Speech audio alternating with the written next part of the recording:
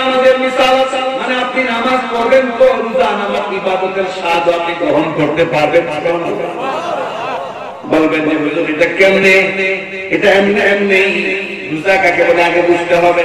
রোজা কাকে বলে? রোজা বলে সারাদিন সকাল থেকে সন্ধ্যা পর্যন্ত আপনি কোনো খাবার গ্রহণ করতে পারবেন না, কোনো পানিও পান করতে পারবেন না, আর আপনি স্ত্রীর কাছে গিয়ে অন্য সময় যেটা হালাল সেই কাজ আপনি স্ত্রীর সাথে দিনের বেলা করতে পারবেন। এই তিনটা জিনিসের নামে কি? রোজা। সকাল থেকে সন্ধ্যা পর্যন্ত এই তিনটা বিষয়ের উপর একটিভ থাকা, আমল করা, এটাই হলো রোজা। ঠিক সেম বিষয়টা নামাজের মধ্যে আছে। নামাজের দ্বারাইয়া পানি পান করা যাবে না। আস্তে দিকে নামাজের মধ্যে আপনারা করে নামাজের দ্বারা একই খাবার খাওয়া যাবে না। নামাজের দ্বারা একই স্ত্রী হাত ধরা যাবে যদি ধরে হলে নামাজ কি পরিমাণ কবুল হইব না? নামাজ ফাসেদ হয়ে যাবে। তাহলে রোজার বরকত এবং রোজার যে নকশা এবং রোজার যে আহমিয়ত এবং রোজার যে আমসাল আমাদের মধ্যে পাওয়া গেল। রোজার মধ্যে হওয়া নাই, রোজার মধ্যে পান করা নাই, রোজার মধ্যে স্ত্রীর কাছে কাছাকাছি হওয়া নাই, নামাজও নাই। আল্লাহ রাসূল বলেন নামাজ পড়বা রোজার স্বাদ পাইবা, নামাজ পড়বা হজের স্বাদ পাইবা, নামাজ পড়বা যাকাতের স্বাদ পাইবা, নামাজ পড়বা দান খয়রাতের সওয়াব পাইবা। নামাজ পড়বা না হজে গেলেও তুমি নিজেকে নিজে চোর ভাববে। আর যদি বলেন ঠিক না, আল্লাহ পাক বলেন মুমিনগণ সকল কাম হয়ে গেছে। আফলাহা বা ফালাহুন এর অর্থ হলো সফল। বিশ্ব বিখ্যাত ডিকশনারি, আরবি ডিকশনারি, লুগাত কামুস, এই কামুসের মধ্যে উল্লেখ করা হয় সফলতার অর্থ হইল জীবনে কোনদিন কোন আকাঙ্ক্ষা করে সেটা পূর্ণ না হওয়া নয়, বরং সব পূর্ণ হওয়া, সমস্ত মনোবাঞ্ছা পূর্ণ হওয়া, মনের সব আকাঙ্ক্ষা পূর্ণ হওয়া, আর কোন কষ্টই বাকি না থাকা, এর নাম হলো ফালাহ, এর নাম হলো সফলতা, এর নাম হলো আফলাহ। এদিকে ইঙ্গিত করে মুয়াজ্জিন প্রতিদিন 5 বার আযানে এবং নামাজে হাইয়া আলাল ফালাহ, হাইয়া আলাল ফালাহ। দেখেন এর অর্থ কি? আও দোকানদারি করো, আও কামার করো না, বরং হাইয়া আলাল ফালাহ, সফলতার দিকে আসো। দুনিয়াতে এইটুকু ঠিক রাখলে এমন এক ঠিকানা তোমাদের কপালে জুটবে যে আর জিন্দেগিতে কষ্ট কি জিনিস দেখবে না, আর মনের আকাঙ্ক্ষা একটাও বাকি থাকবে না।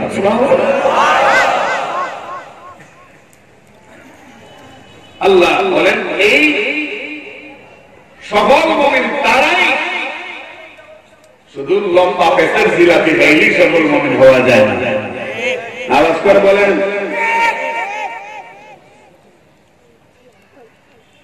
শুধু লম্বা লম্বা টুপি পড়লেই সফলতা সম্ভব না, শুধু লম্বা লম্বা জুব্বা পড়লেই সফলতা সম্ভব না। আল্লাহ পাক রব্বুল আলামিন বলেন এই সফলতার জন্য শর্ত হইল 7টা গুণাবলী, 7টা আইটেম। এই 7টা আইটেমের একটা প্যাকেজ, এই প্যাকেজটা যদি তুমি পূর্ণ করতে পারো তাহলে আমার নাজ নিয়ামতে পরিপূর্ণ জান্নাতে তুমি প্যাসেঞ্জার হয়ে যাবে, যাত্রী হয়ে যাবে, কেউ তোমাকে আটকাতে পারবে না। কয়টা গুণে গুণান্বিত হতে হবে? 7টা। কয়টা? জুড়ে বলেন, যারা বলছেন না তারা বলেন। যদি 7টা গুণ অর্জন করতে পারো তাহলে তোমাদেরকে জান্নাতে দেব, তাও যেমন যেমন কোন জান্নাত নয়, জান্নাতুল ফেরদাউস। আল্লাহ পাক রব্বুল আলামিন 8টা জান্নাত তৈরি করেছেন, এর মধ্যে সবচেয়ে দামি জান্নাত জান্নাতুল ফেরদাউস। রাসূল করিম সাল্লাল্লাহু আলাইহি ওয়াসাল্লাম সাহাবায়ে কেরামকে বলতেন এমনকি হাদিস শরীফে আমাদেরকেও বলে গেছে, হে আমার উম্মতেরা, আল্লাহর কাছে যখন জান্নাত চাইবা তখন জান্নাতুল ফিরদাউস কামনা করো, কারণ জান্নাতুল ফিরদাউস আয়াতের দিক থেকেও বড়, আবার সম্মানের দিক থেকেও বড়। জান্নাতুল ফিরদাউস হইল এমন জান্নাত যেই জান্নাতটা একেবারে আল্লাহর আরশের নিচেই তার অবস্থান। সুবহানাল্লাহ, আলহামদুলিল্লাহ, এত ফজিলত শুরুতেই বললাম, এরপরও কি এমন অঙ্গীকার আপনাদের কার সাথে যে শত কিছুর উপরে মুখ খুলব না? এটা আওয়াজ দিয়ে বলা যায় না হবিগঞ্জের মুসলমান? জান্নাতুল ফিরদাউস একেবারে আল্লাহ পাকের আরশ আজিমের নিচে। জান্নাতুল ফিরদাউসের ছাদ হইল আল্লাহর আরশের ফ্লোর। আরো আরশের বলেন সুবহানাল্লাহ বলেন। আল্লাহ পাকের আরশের যে ফ্লোর, এই ফ্লোর হল জান্নাতুল ফিরদাউসের ছাদ। একেবারে আল্লাহর বাড়ির সাথে দরজা। পাইতে মন চায় না? পাইতে মন চায় না মুসলমান? তাহলে জবান খুলে বলুন আল্লাহু আকবার। আরেকটা আওয়াজ করে বলুন আল্লাহু আকবার। আল্লাহর বাড়ির কাছে যদি বাড়ি হয় কত সোনা, কত দাম। কারো বাসা যদি বঙ্গভবনের পাশে হয়, যদি জিজ্ঞেস করা হয় তোমার বাসা কোথায়, সে তখন খুব গর্ব করে বলে আমার বাসা বঙ্গভবনের পাশে, আমি শেখ হাসিনার সাথে একদম কাছে, আমি গণভবনের পাশে থাকি, বঙ্গভবনের পাশে থাকি, আব্দুল হামিদের পাশে থাকছে। তার মানে গণভবন, বঙ্গভবন এগুলো খুব দামি ভবন দুনিয়াতে। এই জন্য ওই দামি ভবনের পাশে যদি তার নিজের বাড়ি হয়, সে নিজেকে দামি মনে করে। আল্লাহ বলেন জান্নাতুল ফিরদাউসটা আমার বাড়ির কাছে, আমার আরশে আজিমের নিচেই এই জান্নাতুল ফিরদাউসের ছাদ। এই জান্নাতুল ফিরদাউসের যদি বাসিন্দা হতে চাও, অবশ্যই তোমাদেরকে 7টি গুণে গুণান্বিত হতে হবে। এইবার আমি আপনাদেরকে জিজ্ঞেস করি, এই 7 গুণে গুণান্বিত হতে রাজি আছেন? সত্যি সত্যি রাজি আছেন না? কোনো অসুবিধা? আল্লাহ পাক আমাদের সব ভাইকে জান্নাতুল ফিরদাউসের মালিক বানায়া দেন। আল্লাহ বলেন এই 7টি গুণের প্রথমটি, الذين هم في صلاتهم خاشعون الذين هم في صلاتهم خاشعون যারা জান্নাতুল ফিরদাউসের বাসিন্দা হতে চাও, তাদের জন্য প্রথম গুণ নামাজে খুশু খুজু অবলম্বন করো। খুশু খুজু অবলম্বন করো। নামাজ মানে সালাত আল্লাহ পাক রব্বুল আলামিনের সাথে সাক্ষাতের এক প্ল্যাটফর্ম। অতএব এই নামাজে খুশু খুজু অবলম্বন করো। যদি খুশু খুজু অবলম্বন করো, আমি আল্লাহর রহমতের নজর পড়ে যাবে। আল্লাহু আকবার।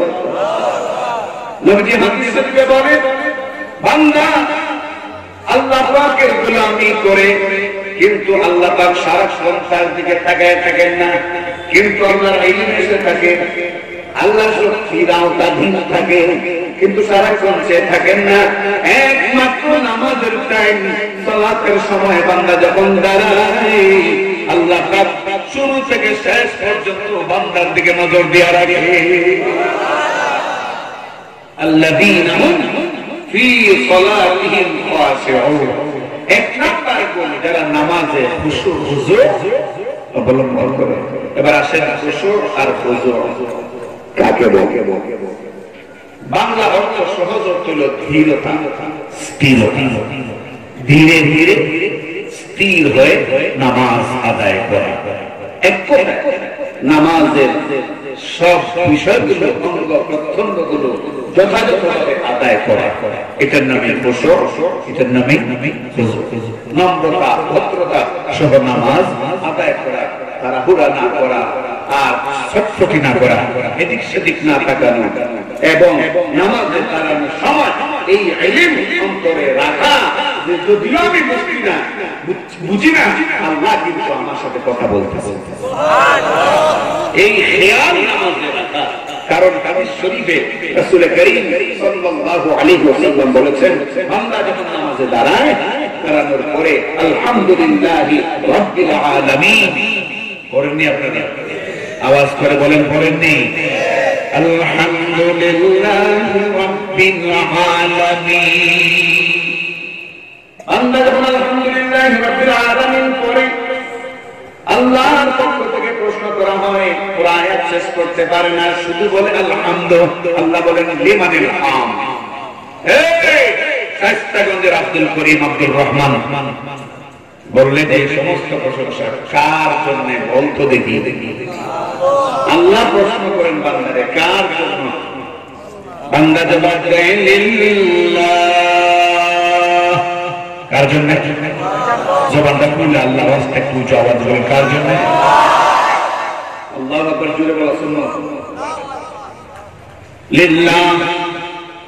যেই মাত্র লিল্লাহ বলে, তখন আল্লাহ পাকের পক্ষ থেকে বান্দার প্রতি নতুন প্রেম নিবেদন করা হয়। সুবহানাল্লাহ।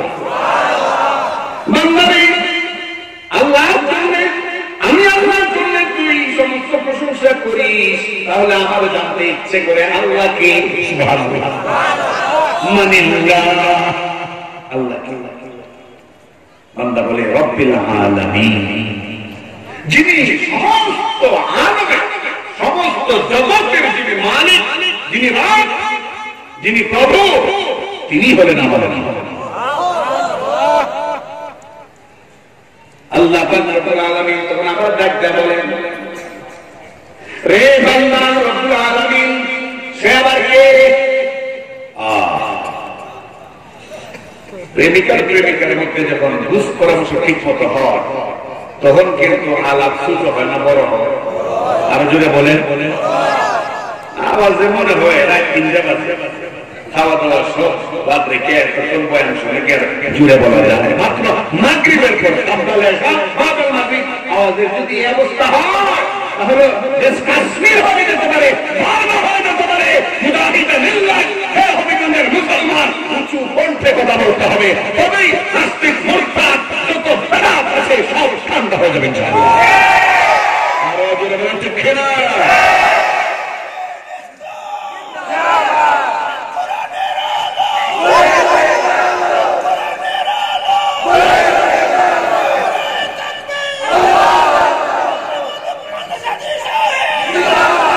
আল্লাহ পাক রব্বুল আলামিন বলেন, রব্বুল আলামিন কে? কে সে যিনি রব্বুল আলামিন? বান্দা জবাব দেয় আর রহমান,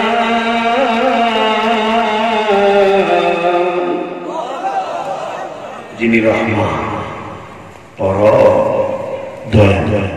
তার এত দয়া যে সন্তানের জন্য মায়েরও এত দয়া, তার এত দয়া যে সন্তানের জন্য তার বাবারও এত দয়া, এত দয়া। আল্লাহ প্রশ্ন করেন, মানে রহমান, রহমান কে? বান্দা তখন জবাব দেয় আর রহিম, আর রহিম, যিনি রহিম তিনি রহমান। আল্লাহ তাআলা বলেন, মানে রহিম, রহিমকে বান্দা তুই পরিচয় দে রহিমকে। তখন বান্দা বলে মালিক ইয়াউমিদ্দিন,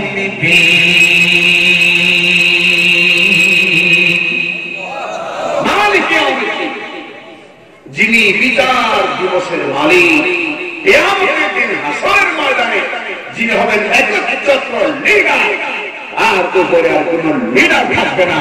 সেদিন সমস্ত লিডারগুলি, সমস্ত প্রধানমন্ত্রীগুলি, সমস্ত বড় বড় নেতাগুলি সেদিন মিসকিন হবে, ফকির হবে।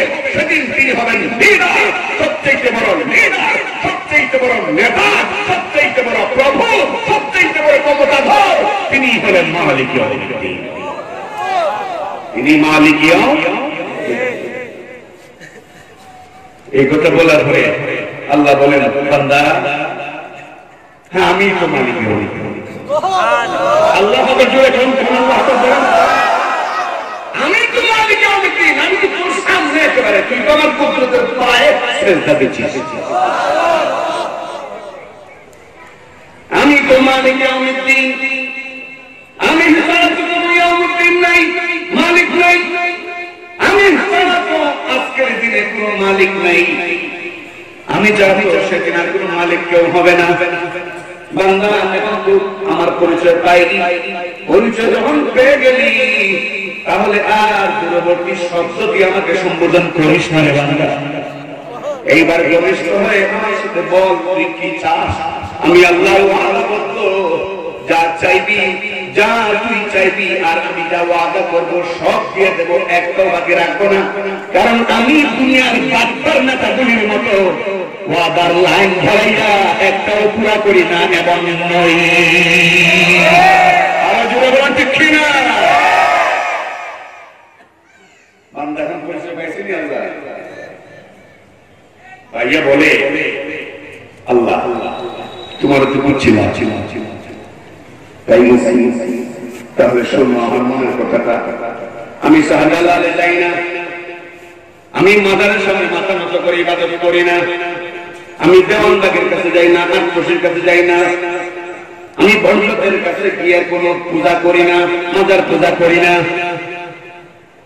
বরং রব্বুল আলামিন ইয়্যাকা না'বুদু ইয়্যাকা না'বুদু ইবাদত করি একমাত্র আপনার, অনলি ফর ইউ, একমাত্র তোমার জন্য আমি ইবাদত করি আল্লাহ, একমাত্র তোমার জন্য ইবাদত করি। রব্বুল আলামিন তোমার ইবাদত করি আর সাহায্য তোমার কাছেই চাই, আর কার কাছে সাহায্য চাই না। ছেলে যদি জিন্দগি ভরো না হয়, কোন মাজারের সামনে গিয়ে হাত পাতি না, তোমার কাছে দোয়া করি আর মনে মনে আশা রাখি ইব্রাহিম পয়গম্বর যদি ৮৬ বছর পর্যন্ত সন্তান না পাইয়া রব্বি হাবলি মিনাস সালিহিন এই দোয়া করতে থাকে, এরপর কোন পীরের কাছে যায় নাই, কোন মাজারে যায় নাই, শেষ পর্যন্ত তার দোয়া কবুল হয়েছে, তুমি তাকে সুসন্তান দান করেছো ইসমাঈল। আমিও এই আশা করে কোন মাজারে যাই না, কোন কবর পূজা করি না। আল্লাহ তাআলা তোমারই কাছে সাহায্য চাই, তোমারই কাছে সাহায্য চাই। এই খারাপ লাগছে আপনাদের? আলোচনা বিষয়বস্তু মধ্যে হইতেছে না বাহিরে আছে? আমাদের হক্কানি ওলামায়ে কেরাম দ্বারা পরিচালিত যত মজলিস আছে, আমরা বুকে হলফ করে বলতে পারি, আমরা যথার্থ মাহফিল, যথার্থ মাহফিলের যথার্থতা, মজলিসের যথার্থতা আদব বজায় রেখে আমাদের আলেমরা কথা বলে। আমাদের আলেমরা সূরাতুল কাউসার তেলাওয়াত করে এইভাবে তাফসীর করে না, পাবলিককে জিজ্ঞেস করে তোমরা জানো সূরাতুল কাউসার কার উপর নাযিল হয়েছে? সবাই কয় মুহাম্মদ সাল্লাল্লাহু আলাইহি ওয়াসাল্লামের উপর। এরপরে আবার লম্বা টুপিওয়ালা মুফাসসির জিজ্ঞেস করে তোমরা কি জানো মুহাম্মদ সাল্লাল্লাহু আলাইহি ওয়াসাল্লাম কে? তখন তাকে জবাব দেওয়া হয় হ্যাঁ জানি, তিনি ইমাম হাসান আর হুসাইনের নানা। বস শুরু হয়ে গেল কারবালা। আমরা এরকম গুজামিল দেই না, গুজামিল দেই না আমরা। মুহতারাম হাজিরিন, যখন ইয়্যাকা না'বুদু ওয়া ইয়্যাকা নাস্তাঈন এই আয়াত পর্যন্ত বান্দা আসে, বান্দা যখন এই আয়াত পর্যন্ত আসে, আসার সাথে সাথে আল্লাহ পাক রব্বুল আলামিন লক্ষ লক্ষ কোটি কোটি ফেরেশতাদেরকে সাক্ষী রেখে বলেন, হাযা বাইনি ওয়া বাইনা আবদি ওয়া লিআবদি মা সাআল। সুবহানাল্লাহ। ভালো করে শুনে রাখো ও ফেরেশতারা, এই যে আমার বান্দা বললো ইয়্যাকা না'বুদু ওয়া ইয়্যাকা নাস্তাঈন, এই যে আয়াতটা তেলাওয়াত করলো বান্দা যে বললো, ও ফেরেশতারা সাক্ষী থাকো এই আয়াতটা আমি দুইটা ভাগ করলাম, একটা ভাগ আমার দখলে আর একটা ভাগ আমার বান্দার দখলে দিয়ে দিলাম। ফেরেশতারা কেমনে আপনার দখলে আর কেমনে বান্দার দখলে দিয়ে দিলেন একটু বোঝায় বলেন। রব্বুল আলামিন তখন বলেন, ও ফেরেশতারা শোনো, বান্দা বলেছে আমার ইবাদত করে, এটা বান্দার দায়িত্ব, এটা বান্দার দখলে। তার মানে হলো বান্দার দায়িত্ব শুধু আমি আল্লাহর ইবাদত করা, আর আমার দায়িত্ব হলো তাদেরকে শুধু সাহায্য করা। আমার দায়িত্ব হলো ইবাদত করা। সুবহানাল্লাহ। আল্লাহর সাথে বান্দার কথোপকথন হয়, সংলাপ হয়, কথাবার্তা হয় নামাজের মাধ্যমে। অতএব এই নামাজে অসঙ্গতিপূর্ণ কোনো কাজ করা যাবে। আরো জোরে আওয়াজে বলবেন, যত আওয়াজ দিবেন আলোচনা তত ভালো হবে। আওয়াজ কমাই দিবেন আমার বাকি দিবে যাবে। মুহতারাম হাজিরিন, যেই নামাজে আল্লাহর সাথে সাক্ষাৎ হয় এমন নামাজে কোনো অসঙ্গতি থাকা সমীচীন না। আপনি যাবেন একজন চেয়ারম্যানের কাছে, আপনার এলাকার ছোট্ট একটা কালভার, একটা ব্রিজ আদায় করতে হবে তার কাছে। আপনি যাবেন, তার কাছে গিয়ে যদি আপনি তাকে পিঠ দিয়ে উল্টো দিকে মুখ করে বসে থাকেন, অথবা সে আসলো আপনি কোনো অনার করলেন না, কোনো সম্মান করলেন না, কারণ আপনি বেয়াদবের মতো পায়ের উপর পা তুলে বসে রইলেন, চেয়ারম্যানে আপনাকে সাথে সাথে লিখে দিয়ে বলবে না এই মুহূর্তে ব্রিজ বানিয়ে ফেলে, এটা বলবে। মাথা গরম চেয়ারম্যান যদি হয়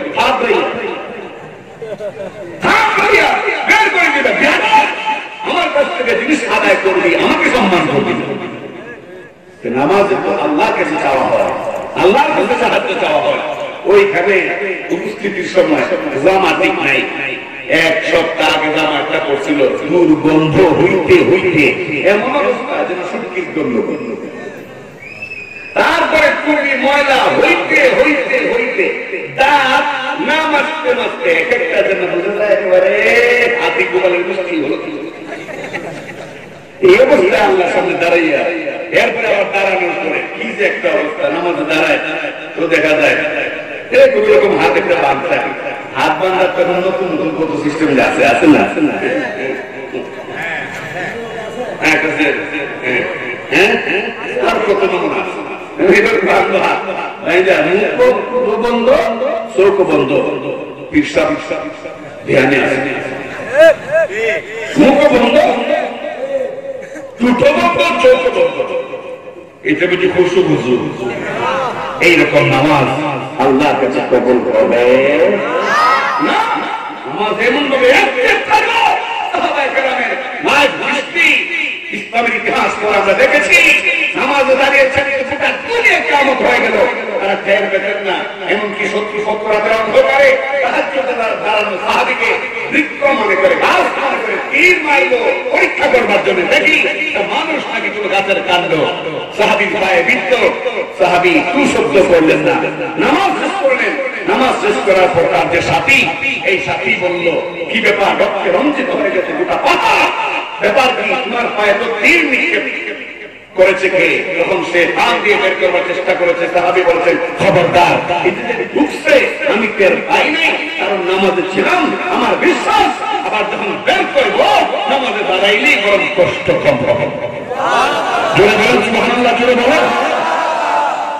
সাহাবী নামাজে দাঁড়িয়ে গেলেন, এরপরে আরেক সাহাবী টেনে সেই তীর খুললেন। ওই সাহাবী নামাজ শেষ করে বললেন, ওয়াল্লাহি ওয়াল্লাহি ওয়াল্লাহি, আল্লাহর কসম আমি টের পাই নাই। এটা ছিল নামাজের খুশু খুজু। আর এখন খুশু খুজু নামাজে দাঁড়াইয়া সামনে তাকায়, গরিব কয়টা বাড়াবে। যদি দেখে ইমাম সাহেবের একটু রুকু কেরাতে কেরাতে রুকু সেজদাতে দেরি হইতেছে, পিছন দিক থেকে সিগন্যাল দেয়, এই দেখো খোদার ঘর মসজিদে গিয়ে তুই গরিব টাইম দেখে ইমাম সাহেবকে সিগন্যাল দিস, তাহলে তোর কপালে জান্নাতের সিগন্যাল জুটবে না। আরো জোরে বলেন ঠিক কিনা? কারণ নামাজ এত গুরুত্বপূর্ণ একটা ইবাদত, শুনলে আপনারা আশ্চর্য হবেন। নামাজ গুরুত্বপূর্ণ এমন একটি ইবাদত, মুফাসসিরিন কেরাম লিখেন, এই নামাজের মধ্যে আল্লাহ পাক রব্বুল আলামিন হজের মিসাল রেখে দিয়েছেন, যাকাতের মিসাল রেখে দিয়েছেন, রোজার মিসাল রেখে দিয়েছেন, দান খয়রাতের মিসাল রেখে দিয়েছেন। সুবহানাল্লাহ। মিসাল করতে তোমরা বুঝবেন, মানে এই নামাজের মধ্যে হজের সাদৃশ্যতা আছে, এই নামাজের মধ্যে রোজার সাদৃশ্যতা আছে, এই নামাজের মধ্যে যাকাতের সাদৃশ্যতা আছে। সুবহানাল্লাহ। খুব সংক্ষেপে বলি, কারণ এখানে আগুনের মধ্যে এটা কিন্তু মেইন গুণ। মুহতারাম হাজিরিন, হজ কাকে বলে? বাইতুল্লাহর জিয়ারত। সংক্ষেপে বাইতুল্লাহ জিয়ারত করা। হাদিস শরীফে রাসূল বলেন, বান্দা যখন নামাজে দাঁড়ায়, ওই বাইতুল্লাহ মানে আল্লাহর ঘর জিয়ারত করার জন্য মক্কায় গেলে হয় হজ, আর মসজিদে গিয়ে যখন জামাতে দাঁড়ায় আল্লাহর কুদরতের পায়ে সরাসরি সিজদা দেয়। ওই হজে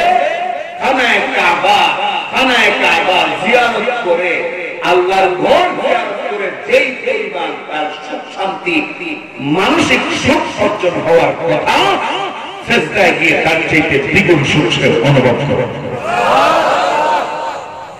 মানুষ হজ করে মক্কায় গিয়ে আর সে নামাজের সিজদায় গিয়ে আল্লাহ পাকের দিদার মুছে।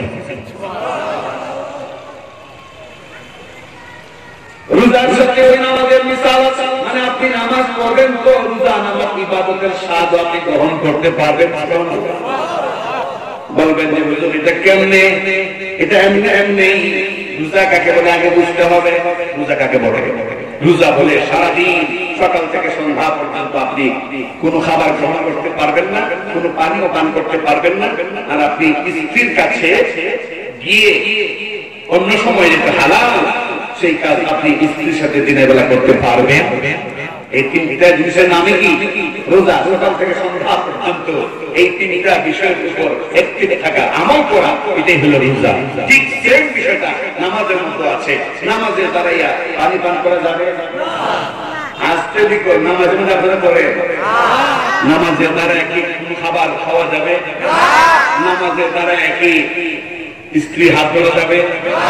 যদি ধরে হলে নামাজ কি পরিমাণ কবুল হইব না? নামাজ ফাসেদ হয়ে যাবে। তাহলে রোজার বরকত এবং রোজার যে নকশা এবং রোজার যে আহমিয়ত এবং রোজার যে আমসাল আমাদের মধ্যে পাওয়া গেল না। রোজার মধ্যে পাওয়া নাই, রোজার মধ্যে পান করা নাই, রোজার মধ্যে স্ত্রীর কাছাকাছি হওয়া নাই, নামাজও নাই। আল্লাহ রাসূল বলেন, নামাজ পড়বা রোজার স্বাদ পাইবা, নামাজ পড়বা হজের স্বাদ পাইবা, নামাজ পড়বা যাকাতের স্বাদ পাইবা, নামাজ পড়বা দান খয়রাতের সওয়াব পাইবা। নামাজ পড়বা না, হজে গেলেও তুমি নিজেকে নিজে চোর ভাববে। আর যদি বলেন ঠিক না, নামাজের মধ্যে রোজা নামক ইবাদতের সাদৃশ্যতা আছে, দানের সাদৃশ্য আছে। কেমনে? আপনি ধরেন গত মাসে 200 টাকা দান করেছেন, 200 টাকা, এটার যে সওয়াব পাবেন। আর আপনি নামাজে আপনি যখন গিয়া দাঁড়াবেন, আধা ঘন্টার জন্য দোকান বন্ধ, 200 টাকা বিক্রি করতে পারতেন এর মধ্যে, কিন্তু সেটা করেননি। আপনি মসজিদে জামাতে শরীক হয়ে গেলেন। আল্লাহ পাক রব্বুল আলামিন বলেন, তুই দোকানে থাকলে তোর 200 টাকা লাভ হতো, কিন্তু আমি আল্লাহর বিধান পালনের জন্য দোকানের শাটার বন্ধ করে তুই চলে এসেছিস মসজিদে। আমি আল্লাহ 200 টাকা তোর নামে দান হিসেবে লিখে দিয়েছি। কারণ তোর টাকাটা তো আমার এখানে আসার কারণে কি হলো? হাতছাড়া হইল। আমি তোরটা হাতছাড়া করলাম না, তোর হাতের নাগালের মধ্যে আল্লাহ। নামাজ এত বড় গুরুত্বপূর্ণ জিনিস, এত বড় গুরুত্বপূর্ণ জিনিস। রাসূল কারীম সাল্লাল্লাহু আলাইহি ওয়াসাল্লাম ইন্তেকালের আগ মুহূর্তে বলছেন, আসসালাত আসসালাত, নামাজ নামাজ, সালাত। নামাজ ছাড়বে না, সালাত ছাড়বে না, কারণ এর মাধ্যমে আল্লাহর সাথে দিদার নসিব। এক নাম্বার নামাজে খুব দৃঢ়তা রাখা। নামাজে দাঁড়াইয়া ডানে বা মাথা কেন যাবে না। আমি সিভিল লেকচার পড়তাম এক এলাকায়, নাম বলতাম না। তো এই এলাকায় পড়ার সময় লজিং ছিলাম এক মুরব্বির বাড়িতে। ওই মুরব্বি কিছুটা সুজা সিধা মানুষ। তো আমি তখন হেদায়েত আমারে বললো, মেসাবজি আপনি কিন্তু ইমামতি করবেন, মসজিদও দেখবে, আপনাকে ইমামতি করতে হবে। আমি ছোট মানুষ বলছি, ঠিক আছে, আমার নামাজ পড়তে অসুবিধা নেই। একদিন জোহরের নামাজে আগে আমি চলে গেছি। কি কারণে জানো? মাদ্রাসার আগে ছুটি হয়ে গেছে, আমি চলে গেছি লজিংয়ে। যার কারণে আমাদের টাইম হয়েছে, নামাজে দাঁড়াইছে। পিছন দিকে বাপ পোলারা 3 জন দাঁড়াইছে, বড় পোলারা এখনো আসে নাই। বললো, আমি শুরু করি। শুরু করার পরে বড় পোলা বড় পোলাটা যখন আসছে ওই মুরব্বী নামাজের ভিতরে কইতেছে নাম বলবো না এখন কাছে রয়েছে এই বাস্তব ভিডিও এটা সম্পর্কে দেখতে দেবো ফাজিল খাইয়া গেছে আমার ঘরে আমার বদনামকে মাবিলা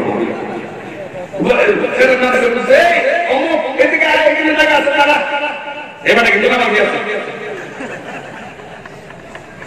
নামাজ আসছে না গেছে আওয়াজ করে বলে নামাজ আছে না গেছে আমাদের সমাজে আমরা দেখি অনেক লোক নামাজ দাঁড়ায় মসজিদে গেলে দেখা যায় যদি কোনো কারণে লেট হয় জামাত ধরতে যাওয়ার পর দেখা যায় এক মুরব্বী দাঁড়াইছে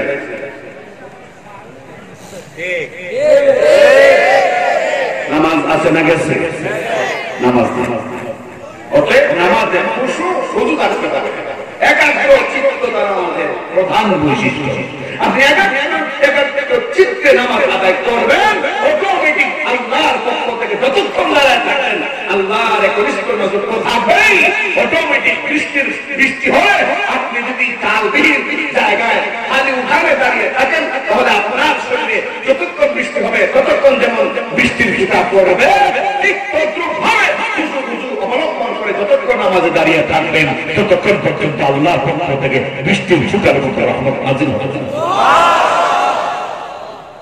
الذين هم في صلاتهم خاشعون এক নাম্বার গুণ সফল মুমিনের এক নাম্বার গুণ হলো নামাজে খুশু হুজুর অবলম্বন দুই নাম্বার والذين هم عن اللغو معرضون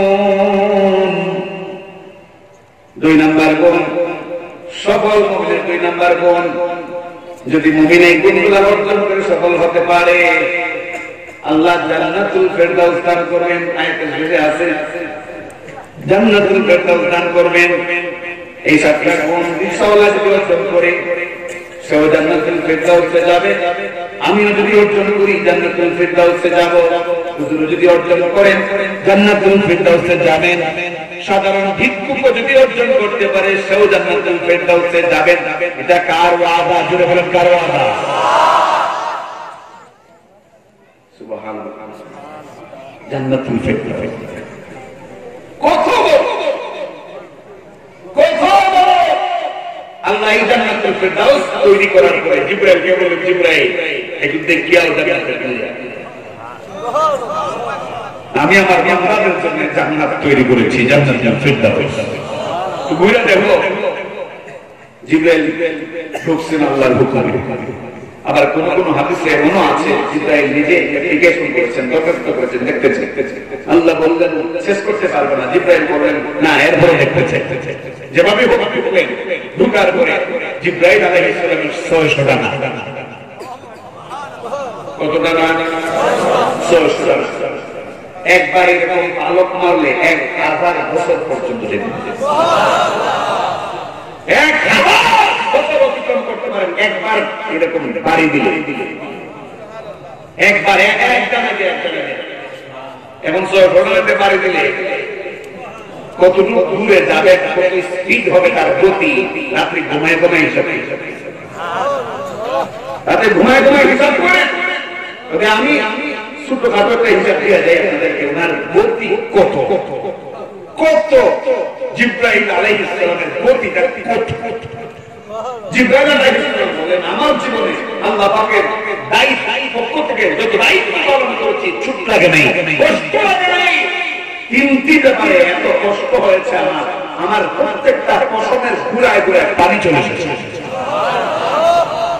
এর মধ্যে একটি হলো হযরত ইব্রাহিম আলাইহিস সালাম যখন আল্লাহর সন্তুষ্টির লক্ষ্যে তার ছেলের গলায় ছুরি লাগাই দিলেন অলরেডি ছুরি লাগাই দিয়েছেন ওই মুহূর্তে আল্লাহ ডাক দিয়ে বলছেন ইয়া জিবরাইল হে জিবরাইল আমার খলিল ইব্রাহিম তার ছেলের কণ্ঠে ছুরি লাগাই দিতে এই ছুরি চামড়া ভেদ করার আগে আগে জান্নাত থেকে একটা লোহার টুকরা নিয়ে তুমি তুলে ধরবে যেন আমার ইসমাঈলের কোনো ক্ষতি না হয় ছুরি কিন্তু গলায় লাগানো বলতে এই এখন পোস্ট মারে দিব কি এই বরাবর সে পোস্ট মারে দিবে ওই মুহূর্তে জিবরাইল আদেশপ্রাপ্ত হইলেন মাওলার পক্ষ থেকে, আদেশপ্রাপ্ত হয়ে 600 টাকা দিয়ে এমন ভাবে বাড়ি দিতে লাগলেন, এমন ভাবে করে তিনি আসতে লাগলেন। জিবরাইল বলেন, সন্দেহে ছিলাম দায়িত্ব ঠিকমতো পালন করতে পারবো কিনা, কিন্তু যখন আমি আসলাম একেবারে জিবরাইলের একেবারে ইসমাইলের গলার পাশে যখন আসলাম, আয়েশা দেখি এখনো চুরি গলার চামড়া স্পর্শ করতে পারে নাই, তার আগেই আমি লোহার পাত করে ফেলেছি। আল্লাহু আকবার, আল্লাহু আকবার। এর আগেই আমি লোহার পাত করে ফেলেছি। স্পিডটা কত মাইল বেগে এরকম সম্ভব? আমার একটু মুহতারাম হাজির, জিবরাইল বলেন আরেকটা জায়গা হলো ইউসুফ আলাইহিস সালাম কুয়ায় ভাইরা নিক্ষেপ করে গেছে এবং নিচে পড়ে যাবে। বলুন তো কুয়ার উপর থেকে নিচে পড়তে কয়দিন সময় লাগে? অল্প সময় না, অল্প সময়, কয়েক সেকেন্ড। জিবরাইল বলেন আল্লাহ হুকুম করেছে, রে জিবরাইল আমার পয়গম্বর ইউসুফ আলাইহিস সালাম আরেক পয়গম্বর ইয়াকুবের ছেলে, ভাইয়েরা দুষ্টামি করে, ভাইয়েরা হিংসা করে, হাসদ করে তাকে ক্ষতি করতে চেয়েছে, ফেলে দিয়েছে কুয়ায়। আমার স্ত্রী ইউসুফ ওই কুয়ার নিচে যাওয়ার আগে আগেই তুমি চলে যাও, তুমি চলে যাও, দায়িত্ব পালন করো। গিয়া ইউসুফের গলায় তাবিজ বানানো আছে জান্নাতের একটা পোশাক, যেই পোশাক আমি আল্লাহ আদম আলাইহিস সালামের মাধ্যমে দিয়েছিলাম, ওই পোশাকটার খুলে তাকে পরাই দিবা, যেন কুয়ার ময়লা পানি ইউসুফের গায়ে লাগতে না পারে। জিবরাইল বলেন ওই দিন আমার কষ্ট হয়েছে, সব বড় ডানা বিরতিহীন ভাবে আমি মারলাম, মেরে আসলাম ওই কুয়ার মধ্যে। কোথায় ছিলাম আর কোথায় আসলাম? সাত আসমানের উপরে ছিলাম, আসলাম কুয়ার মধ্যে। কুয়ার নিচে গিয়ে দেখি এখনো ইউসুফ নিচে পড়ে নাই, এখনো অনেকটা উপরে আছে। আল্লাহু আকবার। গতি বুঝেন তো? গতি বানায় বলতেছি না একদম। কেমন গতি ছিল? জিবরাইল বলেন 3 নম্বরটা হলো আল্লাহ নবী মুহাম্মদ সাল্লাল্লাহু আলাইহি ওয়াসাল্লাম যখন তায়েফে গেলেন, তার বালক পুত্র যায়েদ ইবনে হারেসাকে সঙ্গে করে নিয়ে গেলেন। ওই তায়েফের কাফেররা বেঈমানরা বুঝতে পারল না খাতামুন নবিয়্যিনের কি মর্যাদা, রাসূলুল্লাহর কি মর্যাদা বুঝতে পারল না। আঘাত করলো, কালেমার দাওয়াত দেওয়ার সাথে সাথে শৃঙ্খল হয়ে উঠলো, এমন ভাবে শৃঙ্খল হয়ে উঠলো কোনো কথাই তারা শুনতে রাজি না। বন্ধুগণ, ওই তায়েফের নবীকে 1500 বছর আগে যারা কষ্ট দিয়েছিল, এদের বংশ ধরে না এখনো সমাজে মাঝে মধ্যে পাওয়া যায়। ঠিক কিনা? এরা কোনো কথা বুঝতে চায় না, শুধু অলিপুরের নাম শুনলেই জ্বলে ওঠে, মুহাদ্দিস হবিগঞ্জের নাম শুনলেই জ্বলে ওঠে, আবু বকরের নাম শুনলেই জ্বলে ওঠে, আহমদ শফির নাম শুনলেই জ্বলে ওঠে, বুঝার চেষ্টা করে না। আমি তো বলি এরা বাংলাদেশের জন্ম নিল, এদের বংশধারা 1000 বছর আগে তায়েফের সেই কুখ্যাত সন্ত্রাসী যারা ছিল, জালেম বেঈমানেরা যারা ছিল, এরাই হলো ওদের পূর্বপুরুষ।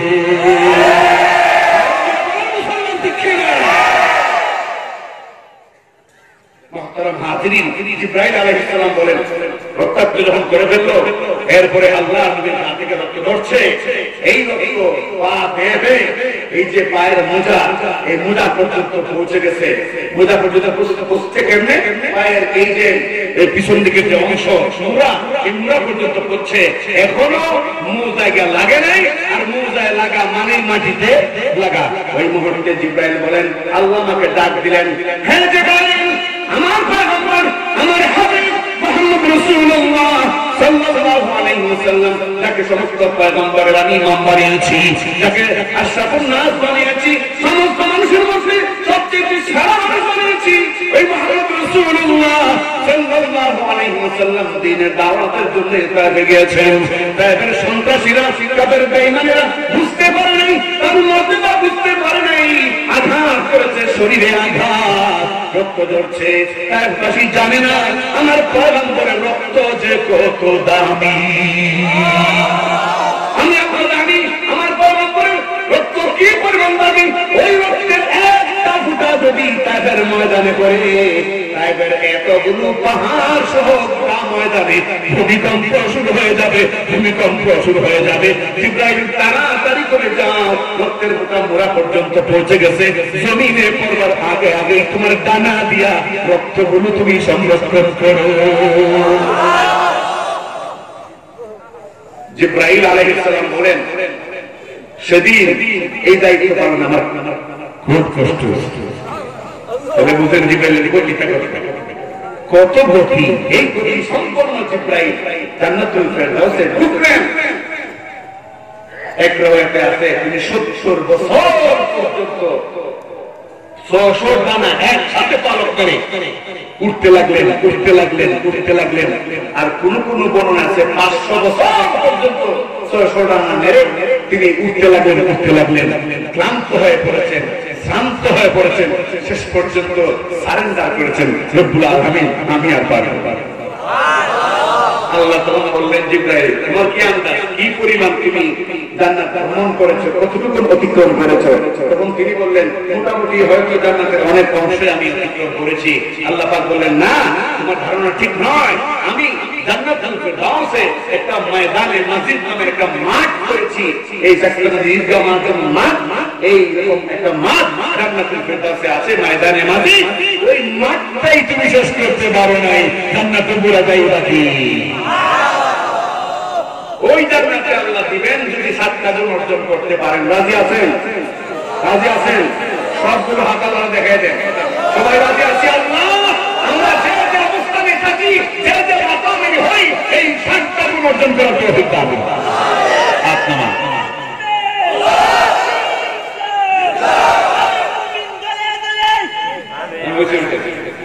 মুহতারাম হাজিরিন, 2 নাম্বার গুণ আল্লাহ বলেন সফল মুমিনের দ্বিতীয় গুণ, ওয়াল্লাযীনা হুম আনিল লাগwi মুরিদুন। সিরিয়াল মনে রাখবেন, কথাগুলো সংক্ষেপে সংক্ষেপে মনে রাখবেন। 1 নাম্বার গুণ কি ছিল?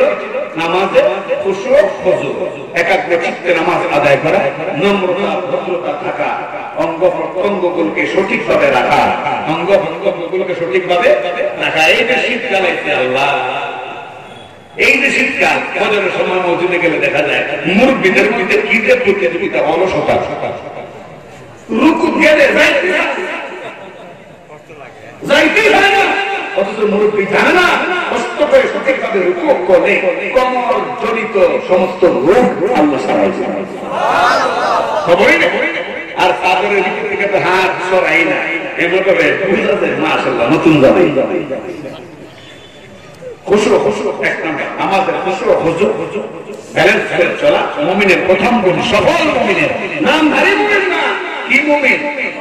আরো যারা বলেন কি মুমিন? সফল মুমিন। 2 নাম্বার, ওয়াল্লাযীনা হুম আনিল লাগwi মুরিদুন। আল্লাহ বলেন 2 নাম্বার গুণ হলো যারা সফল মুমিন, তাদের দ্বিতীয় গুণ, এরা সব রকমের লাভ কাজ কর্ম থেকে, কথা থেকে নিজেকে হেফাজত করে, এগুলো থেকে নির্লিপ্ত থাকে, এগুলো থেকে দূরে থাকে। লাভগুণ কাকে বলে? অযথা কাজ। লাভগুণ মানে অযথা কাজ, অযথা কথা, অযথা কর্মকাণ্ড। সমাজে বহু লোক আসেনি এমন অযথা কাজ করে, আরো যারা বলেন আসে না নাই, কোন দরকার নাই, অথচ শুধু নিজে ভাইরাল হওয়ার জন্য বড় বড় আলেমদেরকে গালাগালি করে। খবর খবর আপনারা কিছু রাখেননি, রাখলে আওয়াজে তো আসলে ভয় পান নাকি? আমরা এখন ভয় পাই না, আমরা ওলামায়ে কেরামের ভয় পাই না। আমরা সিদ্ধান্ত নিয়ে নিয়েছি, যদি আমরা থাকি বীর সিংহের মতোই থাকবো, কাপুরুষের মতো থাকবো, ডান ঢালতে হবে, মন্য হত হবে, হাসি হত হবে, সত্য কথাই বলে দেবো। আমরা সিদ্ধান্ত নিয়ে নিচ্ছি। আমরা আল্লামা ওলিপুরের নেতৃত্বে, আল্লামা মুহাদ্দিস হবিগঞ্জের নেতৃত্বে, আল্লামা জুনায়েদ বাদুরের নেতৃত্বে, আল্লামা আহমদ শফির নেতৃত্বে হত্যা করেই যাব, হত্যাকাজ করেই যাব। যে জেনেছে বেনার হোক আর অপছন্দ হোক, আমাদের কিচ্ছু যায় আসে না। থাকবেন আপনার ওলামা কেরামের সাথে, থাকবেন আপনি দেখাই দেন ওলামা কেরামের সাথে থাকবেন না। মুহতারাম হাজিরিন, অযথা কর্মকাণ্ড কথা থেকে আল্লাহ বলেছেন হেফাজত থাকো, কারণ কিয়ামতের দিন সব কাজ সম্পর্কে তোমাকে জিজ্ঞেস করা হবে না? জিজ্ঞেস করা। গত কদিন আগে হাসানুর রহমান নকশবন্দি নামে এক বেয়াদব, হাসানুর রহমান নকশবন্দি নামে এক বেয়াদব আমাদের জুনায়েদ নবীকে খুব মারাত্মক গালি দিয়েছে, আমাদের আল্লামা আহমদ শফিকে মারাত্মক গালি দিয়েছে, আমাদের জুবাইর আহমদ আনসারী সাহেবের এই যে বর্তমান যে রূপ চলছে এটাকে উল্লেখ করে খুব মারাত্মক ব্যঙ্গ করেছে, আমাদের অলিপুরি হুজুর দামাত বারকাতুহুকে নিয়ে মারাত্মক ব্যঙ্গ করেছে। আজকের এই 7 দিন ব্যাপী ঐতিহাসিক তাফসীরুল কোরআন কমিটি সংস্থান কর্তৃক আয়োজিত আজকের 7 দিন ব্যাপী তাফসীরুল কোরআন মাহফিলের চতুর্থ দিনের এই অধিবেশন থেকে পরিষ্কার ভাষায় জানিয়ে দিতে চাই, এতদিন সত্য করেছি, ধৈর্য করেছি, আমাদের মাথার মতন আল্লামা নুরুল ইসলাম অলিপুরি, আমাদের মাথার মতন আল্লামা আহমদ শফি, আমাদের মাথার মতন আল্লামা বাবুল গনি, আমাদের মাথার মতন আল্লামা হবিবুদ্দি, আমাদের মাথার মতন আল্লামা মামুন হক, আমাদের মাথার মতন আল্লামা খালেদ সামিউল আইয়ুবী, এদেরকে উল্লেখ করে পদার্থকে যদি কথা বলা হয় বাংলাদেশের যে কোনো জায়গায় একাজ করা হবে, একাজ করা হবে।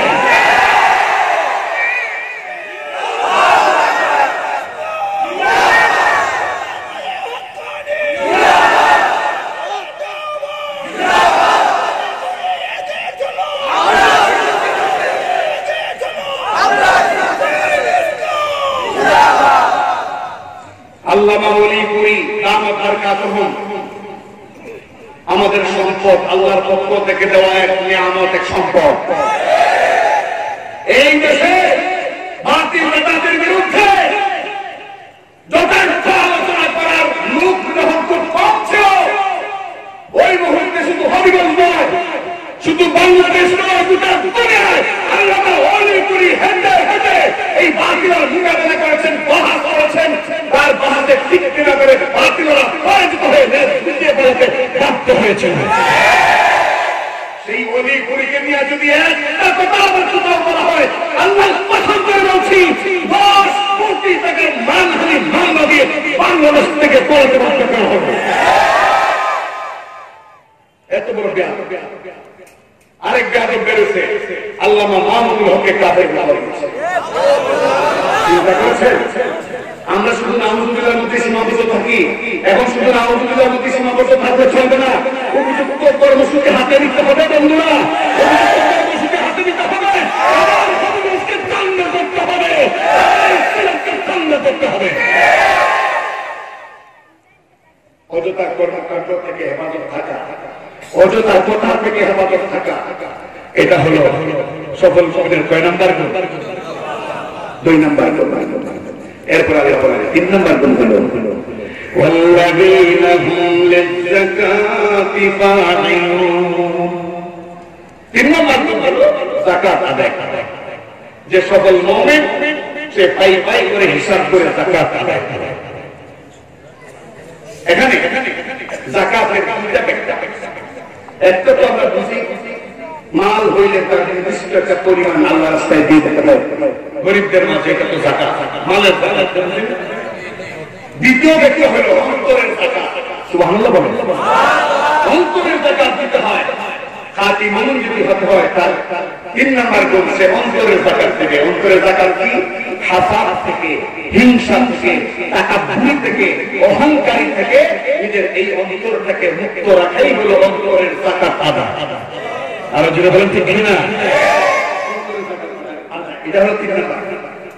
4 নাম্বার ওয়াল্লাযীনা হুম লিফুরুজিহিম হাফিজুন ইল্লা আলা আযওয়াজিহিম আও মা মালাকাত আইমানুহুম فإنهم غير ملومين فمن ابتغى وراء ذلك فأولئك هم العادون।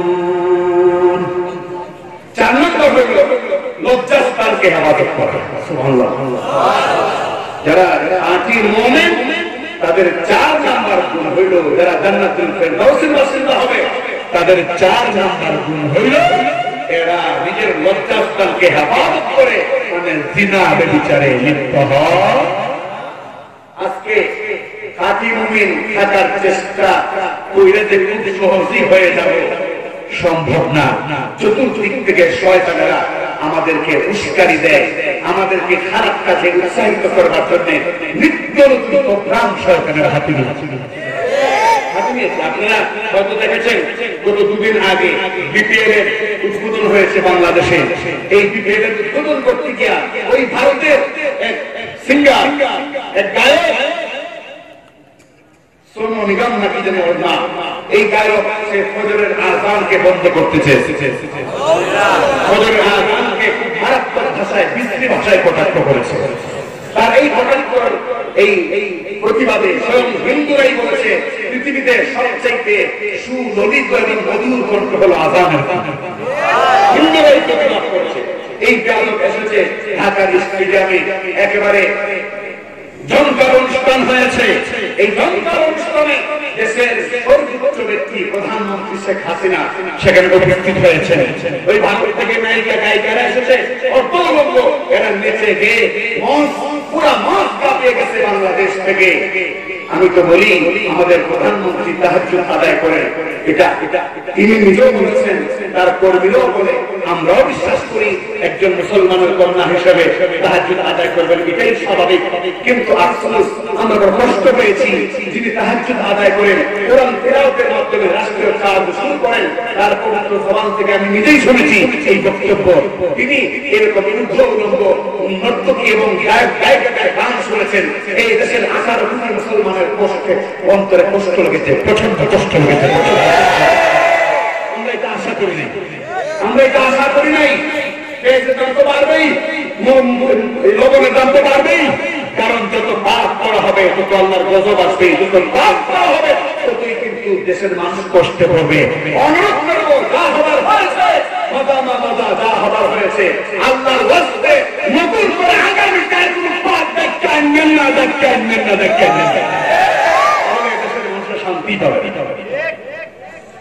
والذين هم لفروجهم حافظون إلا على أزواجهم أو ما ملكت أيمانهم فإنهم غير ملومين فمن ابتغى وراء ذلك فأولئك هم العادون الله বলেন তোমার স্ত্রী আর শরীয়ত সম্মত পন্থায় নিজের বাদী ছাড়া, এটা অনেক গভীর একটা মাসআলা, এটা অন্য সাবজেক্ট, অন্য সময় ইসলামী শরিয়াত নিয়ে আলোচনা করতেছিলাম, আলোচনায় নিয়ে আসা যেতে পারে।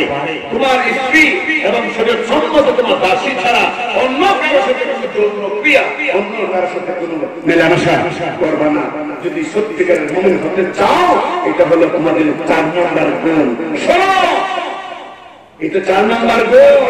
এর ব্যতিক্রম করবা তো আমি আল্লাহর গজবে নিপতিত হইবা।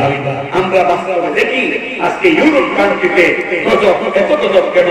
হঠাৎ করে এমন ভূমিকম্প শুরু হয়, পাহাড়কে পাহাড় ধসে, হাজার হাজার বিল্ডিং ধসে, পথ ধ্বংস হয়, হাজার হাজার মানুষ মারা যায়। কারণ কি? ওই সমস্ত এলাকায় পর্দা প্রশাসনের কোনো বালাই নাই, লজ্জাস্থান হেফাজতের কোনো চিন্তাই নাই। কুকুর আর কুকুরনি, শেয়াল পুরুষ আর মহিলা শেয়াল যত্র যেখানে সেখানে মিলিত হয়ে যায়। ইউরোপের নারী পুরুষেরা অধিকাংশরা এইরকমই ব্যাপকতা এবং জিনাকুর, এই কারণে গজব ইউরোপ থেকে সরে না। বাংলাদেশ এখনো আলহামদুলিল্লাহ যথেষ্ট সংরক্ষিত, এখনো বাংলাদেশ যথেষ্ট সংরক্ষিত। আর সেটা হচ্ছে এদেশের এই সমস্ত এই তাফসীরের প্যান্ডালগুলো, ওয়াজের প্যান্ডালগুলো, নূরে মদিনার মতো মাদ্রাসাগুলি আর মসজিদগুলির যে জিকির আজকার, এর বরকতে অনেকটাই এখনো সংরক্ষিত। কিন্তু এটা সহ্য হচ্ছে না নাস্তিক মুরতাদদের, সহ্য হচ্ছে না নাস্তিক মুরতাদদের। এই জন্য চায় রাষ্ট্র ধর্ম ইসলামকে মুছে ফেলতে, এই জন্য চায় পর্দার বিধানকে সরিয়ে ফেলতে। কিন্তু আল্লাহর কসম করে বলছি, বাংলাদেশের যতদিন শাহজালালের অনুসারীরা থাকবে, শাহ কোরআনের অনুসারীরা থাকবে, আহলে হক দেওবন্দি উলামায়ে কেরামের অনুসারীরা থাকবে, ততদিন ষড়যন্ত্র হয়তো অনেকই হবে, আমাদের অনেকের প্রাণ যাবে, অনেকে আমরা জেল খাটবো, কিন্তু এই সত্য, এই নাস্তিক মুরতাদের সত্য বাংলাদেশে বাস্তবায়ন হতে দেওয়া হবে না ইনশাআল্লাহ। আল্লাহ পাক সকলকে কবুল করুন। 4 নাম্বার গুণ, 5 নাম্বার গুণ ওয়াল্লাযীনা হুম লিআমানাতিহিম ওয়া আহদিহিম রাউন। আল্লাহ বলেন 5 নাম্বার গুণ হলো আমানত রক্ষা করা। যারা খাঁটি মুমিন এরা আমানত রক্ষা করে। আমানত কি রক্ষা করে? আমানত। আমানত কাকে বলে? আমানত বলে কারো কোনো জিনিস যদি গচ্ছিত থাকে সেটা হুবহু তাকে আবার পৌঁছাইয়া দেওয়ার নাম কি? আমানত। এখানে বহুবিধ শব্দ ব্যবহার করা হয়েছে। আমানাত তার মানে মানুষের কাছে শুধু একটা আমানত নয়, অসংখ্য আমানত আল্লাহ পাক রেখেছে। এই আমানতকে সংরক্ষণ করা, খেয়ানত না করা। যেমন আল্লাহ আপনার চোখ দিয়েছেন, আপনার কাছে আমানত, আপনি টাকা পয়সা কিছুই দেন নাই, আল্লাহ দয়া করে চোখ দিয়েছেন, আমানত রেখেছেন আপনার কাছে। এই চোখটা কোরআনের অক্ষরগুলো দেখে দেখে পড়বেন, এই চোখটা ছেলে মেয়েগুলোকে দেখে দেখে মাথা বুলাই দিবেন, এই চোখটা আপনার চেহারা দেখে তাদের কথা শুনবেন, এই চোখটা উলামায়ে কেরামের চেহারা দেখবেন, তাদের নসিহত শুনবেন। তো আমানত রক্ষা হবে। আপনি এটা করবেন না তো আমানতের খেয়ানত হবে। আমানতের খেয়ানত মুমিনের লক্ষণ নয়, বরং সফল মুমিনের 5 নাম্বার গুণ হলো আমানত রক্ষা করা। আমানত রক্ষা করা। 6 নাম্বার গুণ ওয়া আহদিহিম রাউন। চুক্তি পুরা করা। 6 নাম্বার গুণ। এখানে আহাদুল মানে দ্বিপক্ষীয় চুক্তি। আপনার আমার দুজনের মধ্যে চুক্তি হয়েছে, এটাকে আহাদ বলা। একটা নির্দিষ্ট টাইমে কোন ব্যাপারে চুক্তি হলো এটা নাম আহাদ। আর ওয়াদা হলো এক পক্ষ থেকে একতরফাভাবে আমি একটা বললাম যে ইনশাআল্লাহ আগামীকালকে আমি আপনার বাড়িতে আসবো, এটা হলো ওয়াদা। মানে এক পক্ষ থেকে একতরফা কোন জিনিসের চুক্তি করা, এটা হলো ওয়াদা। আর দ্বিপক্ষীয় দুজনের মধ্যে কোন জিনিসের চুক্তি করা, এটা হলো আহাদ। আল্লাহ বলেন যারা খাঁটি মুমিন এরা কখনো আহাদ লঙ্ঘন করে না, চুক্তি লঙ্ঘন করে না। চুক্তি লঙ্ঘন করা এটা বাটপারি, চুক্তি লঙ্ঘন করে এটা প্রতারণা, চুক্তি লঙ্ঘন করে ধোঁকাবাজ। এই সূত্রে বলা যায় যদি কেউ কখনো ওয়াদা করে আমি কখনো কোরআন সুন্নাহ বিরোধী আইন করব না, যদি ওয়াদা করে আমি কখনো কোরআন সুন্নাহ বিরোধী কোনো কথা বলবো না, যদি ওয়াদা করে যে আমি কখনো কোরআন সুন্নাহ বিরোধী কোনো কাজ বাস্তবায়ন করব না, এরপরে যদি করে কোরআন সুন্নাহর আলোকে সে হলো ধোঁকাবাজ। আরো জোরে ঠিক না? 7 নাম্বার গুণ আল্লাহ পাক বলেন ওয়াল্লাযীনা হুম লিআমানাতিহিম ওয়া আহদিহিম রাউন ওয়াল্লাযীনা হুম আলা সালাওয়াতিহিম ইউহাফিজুন। ভালো করে শুনো, 7 নাম্বার বৈশিষ্ট্য হলো নামাজকে হেফাজত করা। নামাজকে হেফাজত করা তার মানে সময়ের নামাজ সময়ে আদায় করা, ওয়াক্ত বুঝে আদায় করা, সুন্নতকে সুন্নতের মতো, ফরজকে ফরজের মতো, সময় মতো, আসরের ওয়াক্ত আসরের সময়, জোহরের নামাজ জোহরের সময়, ফজরের নামাজ ফজরের সময়, ইশার নামাজ ইশারের সময় আদায় করা, এটা হলো নামাজ হেফাজত করা। মুফাসসিরিনে কেরাম বলেন এই 7 গুণের প্রথমটাও নামাজ সম্পর্কিত, 7 নম্বরটাও নামাজ সম্পর্কিত। প্রথমটাও নামাজের ব্যাপারে, শেষেরটাও নামাজের ব্যাপারে। তাহলে কি ফলাফল দাঁড়াইলো? ফলাফল দাঁড়াইলো যার নামাজ জীবনে নামাজ ঠিক আছে, যার জীবনে সালাত ঠিক আছে, ওর জীবনে ওয়াদাও ঠিক আছে, ওর জীবনে হেফাজত থাকে, ওর জীবনে সে যাকাত দেয়, ওর জীবনে সব রকমের অহেতুক কথাবার্তা থেকে দূরে থাকে। মানে সত্যিকারের নামাজি সব রকমের পাপ থেকে বেঁচে থাকতে পারে। ঠিক না? এই 7 গুণ বর্ণনা করে আল্লাহ পাক রব্বুল আলামিন বলেন উলাইকা হুমুল ওয়ারিসুন। এরা হলো উত্তরাধিকার। সুবহানাল্লাহ বলেন, আর জোরে বলেন সুবহানাল্লাহ। উলাইকা হুমুল ওয়ারিসুন আল্লাযীনা ইয়ারিসুনাল ফিরদাউস হুম ফীহা খালিদুন। আল্লাহ বলেন শোনো, উত্তরাধিকার হবে কিসে? কোনো সম্পদের না, টাকা পয়সার না, বাড়ি ঘর দোকান পাটের নয়, এরা হবে জান্নাতের উত্তরাধিকার। নরমাল কোন জান্নাত নয়, জান্নাতুল ফিরদাউস। জান্নাতুল ফিরদাউসের উত্তরাধিকার হবে। প্রশ্ন আসতে পারে হুজুর উত্তরাধিকার কেন বলা হইল? অন্য কোন শব্দ আল্লাহ বললেন না কেন?